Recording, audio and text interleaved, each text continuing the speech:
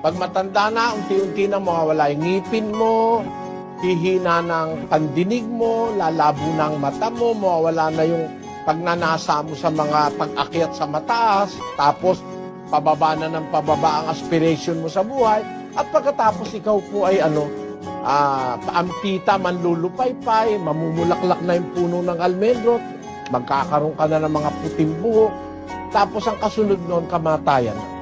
Yan po ang mga senyalis ng malapit na pagkamatay ng tao. Bago sana dumating yan, ang sabi ni Pablo, kung ang patay ay hindi muling bubuhayin para hukuman, bakit nagpapabautismo sila dahil sa kanila?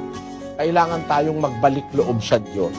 Ang mensahe ng kamatayan ng isang mahal sa buhay, para sa kanyang natitirang mga mahal sa buhay, ang mensahe niya ay magpabautismo tayo.